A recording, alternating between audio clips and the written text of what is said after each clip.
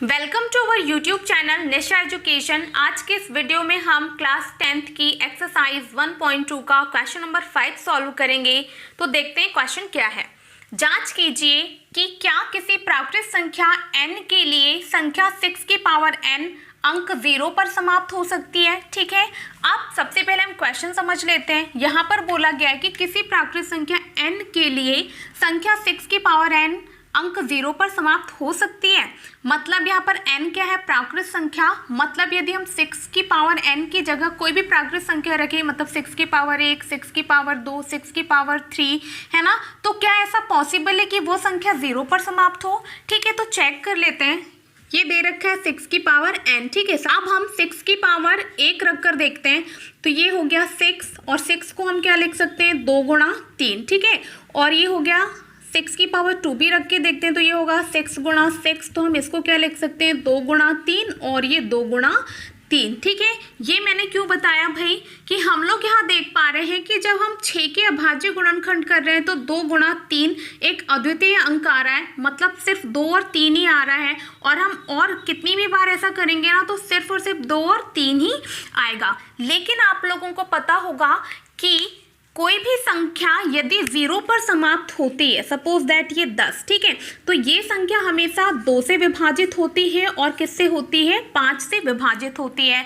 इसका मतलब ये है कि इसके अभाज्य गुणनखंडों में 2 और 5 आना चाहिए। ठीक है, तभी यहाँ पर 0 आने की संभावना है। ठीक है, तो इसी चीज को हम यहाँ पर लिख देते हैं तो आपको और अच्छे से समझ में आएगा। जो चीज मैंने आपको यहाँ बताई थी वही चीज मैंने यहाँ लिख दिया है कि हम जानते हैं कोई प्राकृत संख्या 0 पर समाप्त होती है तो वह 2 और 5 से विभाजित होती है। ठीक है, अतः उस प्राकृत संख्या के अभाज्य गुणनखंड क्या आने चाहिए? 2 और 5 आने चाहिए या होने चाहिए। ठीक है, अब हमको संख्या क्या दे रखी है? 6 की पावर n। ठीक है, तो अब हम क्या करेंगे? 6 की पावर n के अभाज्य गुणनखंड निकालेंगे। तो 6 के अभाज्य गुणनखंड क्या आएंगे? हम निकाल लेते हैं। ये हो गया 2 तिया 6 और ये 3 एकम 3। ठीक है, तो क्या क्या है भाई? 2 गुणा 3 और ये अब n है तो पावर n लगा देते हैं। ठीक है, इस प्रकार ये क्या आया? 2 की पावर n गुणा 3 की पावर n। ठीक है, तो हम लोग देख पा रहे हैं कि यहाँ पर 2 तो आया है लेकिन 5 नहीं आया है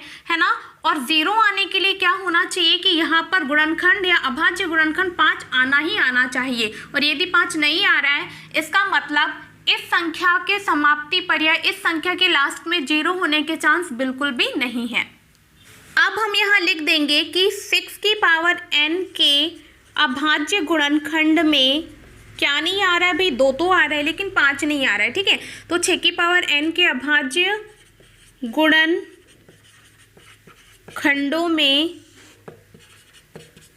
5 नहीं आ रहा है, अतः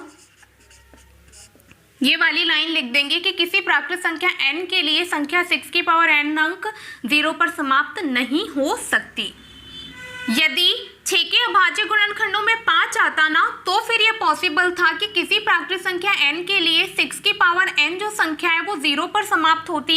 लेकिन देखिए कि यहाँ पर अभाज्य गुणनखंड कितने आ रहे हैं? 2 और 3, और n की जगह हम कुछ भी रखेंगे ना तो अभाज्य गुणनखंड सिर्फ और सिर्फ 2 और 3 के ही गुणा में आएंगे। ठीक है, इसलिए ये पॉसिबल नहीं है। इसलिए हमने लास्ट वाली लाइन लिख दिया कि अतः किसी प्राकृत संख्या n के लिए संख्या 6 की पावर n अंक 0 पर समाप्त नहीं हो सकती। ठीक है, कंडीशन में बता दिया है। आई होप आपको ये समझ में आया होगा।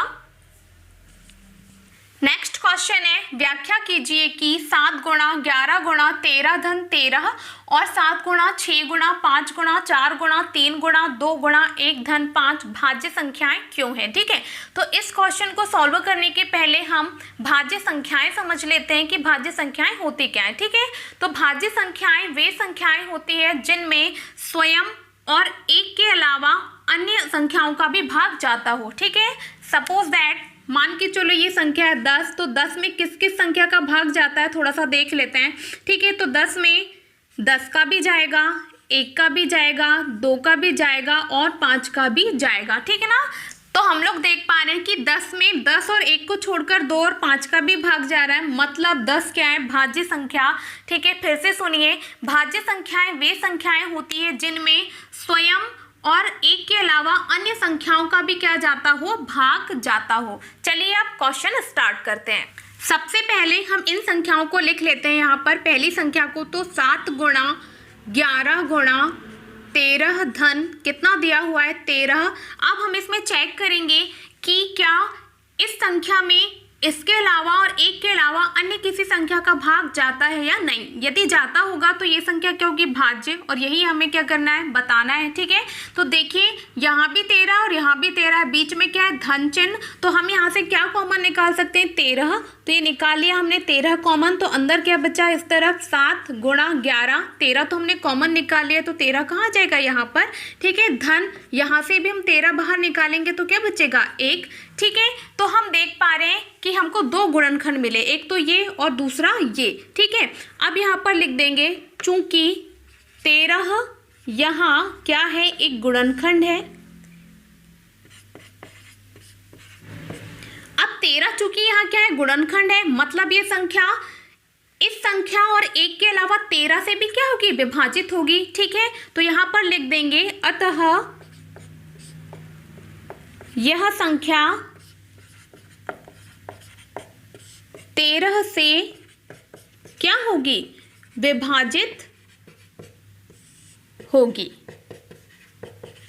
ठीक है, आई बात समझ में। मतलब ये हुआ कि देखिए यहाँ पर 13 क्या है, गुणनखंड है, और ये एक गुणनखंड है, तो ये संख्या स्वयं इस संख्या और एक के अलावा 13 से भी क्या होगी, विभाजित होगी। और मैंने डेफिनेशन में यही बताया था कि वह संख्या जो कि स्वयं और एक के अलावा अन्य किसी संख्या से विभाजित होती हो, ऐसी संख्याएं भाज्य संख्याएं कहलाती है। ठीक है, तो ये पहली संख्या तो प्रूफ हो गई भाई कि ये क्या है, भाज्य संख्या। अब सेकेंड संख्या को भी हम चेक कर लेंगे सेम इसी तरह। तो लिख लेते हैं, ये थी फर्स्ट और ये सेकेंड।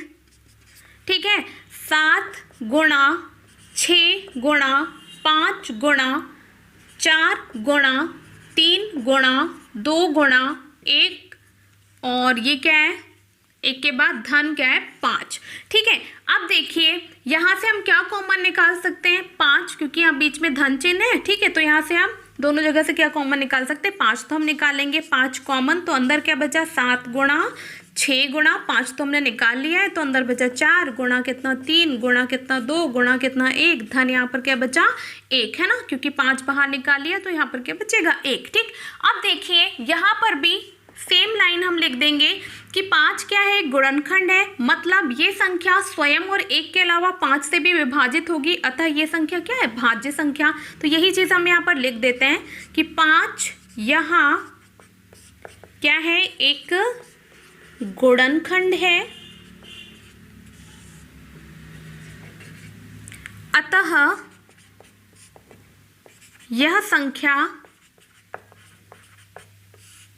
5 से क्या होगी, विभाज्य या विभाजित होगी। तो क्वेश्चन में हमसे ये पूछा गया था कि ये और ये संख्याएं दोनों भाज्य संख्याएं क्यों हैं, तो हमने रीजन बता दिया, क्योंकि ये संख्याएं जो हैं स्वयं और एक के अलावा अन्य संख्याओं से भी विभाजित हो रही हैं, इसलिए दोनों संख्याएं क्या हैं, भाज्य संख्याएं। और लास्ट में हम लिख देंगे कि अतः संख्या, हमने लास्ट में लिख दिया है कि अतः संख्या 7 गुणा 13 गुणा 13 धन 13 और 7 गुणा 6 गुणा 5 गुणा 4 गुणा 3 गुणा 1 धन 5 भाज्य संख्याएं हैं। यही इस क्वेश्चन का सॉल्यूशन था। आई होप आपको ये समझ में आया होगा। नेक्स्ट क्वेश्चन है क्वेश्चन नंबर 7।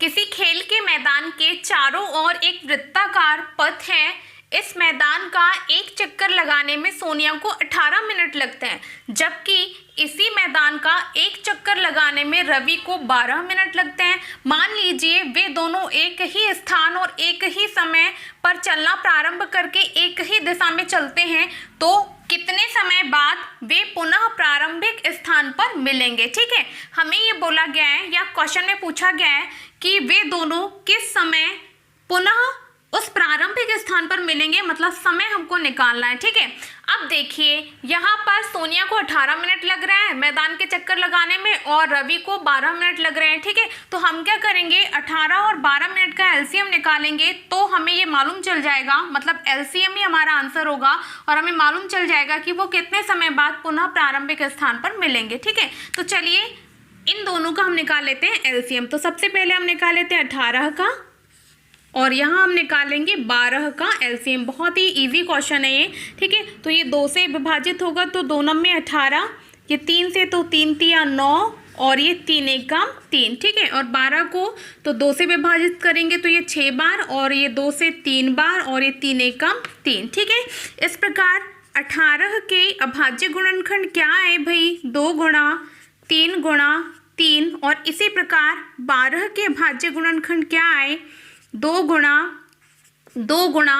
3। ठीक है, अब एलसीएम निकालने के लिए हम जोड़े बना लेते हैं। तो देखिए यहाँ से ये 2 का जोड़ा बन गया और यहाँ से ये 3 का जोड़ा बन गया। ठीक है, तो एलसीएम क्या होगा भाई, ये लिख दिया एलसीएम किस किस का, 18 व 12 का। ठीक है, तो देखिए मैंने आप लोगों को एलसीएम निकालना पहले भी बताया है कि जो जोड़ा बन गया है जिन गुणनखंडों का उसको हमको एक ही बार लिखना है। ठीक है, तो ये 2 को हमने एक बार लिख दिया और ये जोड़े वाले गुणनखंड को हमने 3 को एक ही बार लिख दिया। अब बचे हुए गुणनखंडों को हमको लिख देना, तो ये गुणा हो जाएगा 2 और ये गुणा हो जाएगा 3। ठीक है, इनका आपस में गुणा कर देते हैं, 3 दूनी 6, 3 18 दूनी कितना होता है 36। ठीक है, तो हमारा आंसर कितना आया 36, मतलब वे 36 मिनट बाद पुनः प्रारंभिक स्थान पर मिलेंगे। ठीक है, तो हम लिख देते हैं अतः वे 36 मिनट बाद पुनः प्रारंभिक स्थान पर मिलेंगे और यही क्या होगा आंसर। तो हमने कुछ नहीं किया, हमने जो संख्याएं दे रखी थी 18 मिनट और 12 मिनट, इनका एलसीएम निकाल लिया और एलसीएम ही क्या है हमारा आंसर है। ठीक है, और अंत में हमने लिख दिया कि अतः वे 36 मिनट बाद पुनः प्रारंभिक स्थान पर मिलेंगे। ठीक है, इस प्रकार ये एक्सरसाइज 1.2 खत्म होती है। आई होप आपको ये सारे क्वेश्चन समझ में आए होंगे। इस प्रकार ये एक्सरसाइज 1.2 खत्म होती है। आई होप आपको सारे क्वेश्चन बहुत अच्छे से समझ में आए होंगे। यदि आपको कोई भी डाउट होता है तो आप प्लीज़ कमेंट बॉक्स में जाकर कमेंट कर सकते हैं। यदि आपको मेरी वीडियो पसंद आई हो तो प्लीज़ इसे अपने दोस्तों के साथ शेयर करें और मेरे इस चैनल को सब्सक्राइब और लाइक ज़रूर करें। इस प्रकार ये एक्सरसाइज 1.2 खत्म होती है। आई होप आपको सारे क्वेश्चंस अच्छे से समझ में आए होंगे। यदि आपको कोई भी डाउट है तो आप कमेंट बॉक्स में जाकर कमेंट कर सकते हैं। इस वीडियो को आप अपने दोस्तों के साथ ज़्यादा से ज़्यादा शेयर करें और यदि वीडियो पसंद आया हो तो प्लीज़ इसे लाइक करें और मेरे चैनल को सब्सक्राइब जरूर करें। Thank you.